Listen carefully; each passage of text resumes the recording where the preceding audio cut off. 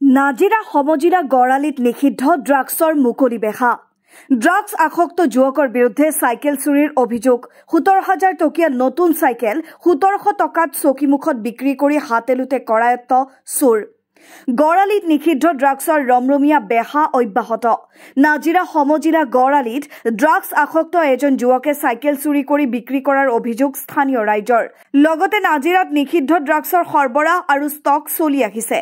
আৰক্ষীৰ চকুত পৰা নাই ৰৌ বৰালিৰ ওপৰত। পুথি খলিখনা ধৰিয়েই দায়িত্ব সামৰিছে অসম আৰক্ষীয়ে।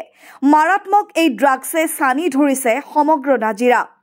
ৰাইজে আজি কৰায়ত্ব কৰা যুৱকজনৰ নাম মাইনা। ঘৰ বালিঘাটত বুলি জানিব পৰা গৈছে। ড্ৰাগছ আসক্ত যুৱকজনে দীৰ্ঘদিনে অঞ্চলটোত আহি কেইবাটাও চুৰি কাৰ্য সংঘটিত কৰাৰ অভিযোগ উঠিছে। ৰাইজ অতিষ্ঠ হৈ শুক্ৰবাৰে পুনৰ গড়ালিৰ জনৈক মেচ উপাধি তথা চাইকেলৰ গৰাকীৰ ঘৰৰ পৰা চুৰিকাণ্ড সংঘটিত কৰা মাইনা নামৰ চাইকেল চোৰটোক নাজিৰা চকীমুখত চুৰি কৰি বিক্ৰী কৰা চাইকেলৰ সৈতে কৰায়ত্ব কৰে অঞ্চলবাসীয়ে। আনহাতে মাইনা নামৰ এই ড্ৰাগছ আসক্ত চোৰটোৰ পৰা ৰাইজে সন্দেহজনক ড্ৰাগছৰ কেইবাটাও বেজীৰ চিৰিঞ্জ, গেছ লাইটাৰ আদি উদ্ধাৰ কৰে। স্থানীয় গাঁওৰক্ষী বাহিনীৰ সহযোগত এতিয়া চোৰটোক নাজিৰা আদৰ্শ আৰক্ষী থানাত চমজাই দিয়া হয়। শিৱসাগৰৰ পৰা ফাৰহান লস্কৰ।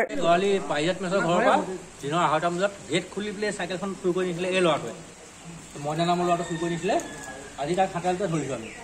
চাইকেলখন চকীমত বিকিলে চাইকেলখন উদ্ধাৰ কৰিলোঁ আমি। এতিয়া আৰক্ষীক তাক চমজাই দিয়া হ'ল। আৰক্ষীক চমজাই দিয়া। লগত কোনোবা পাইছে?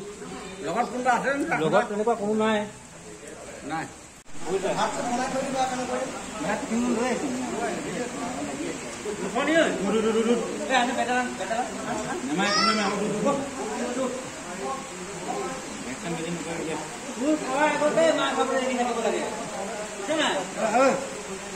তোৰটো কৰা কৰে চিন্তা কৰিলে যে কি গতি হ'ব মোৰ তোৰটো কৰি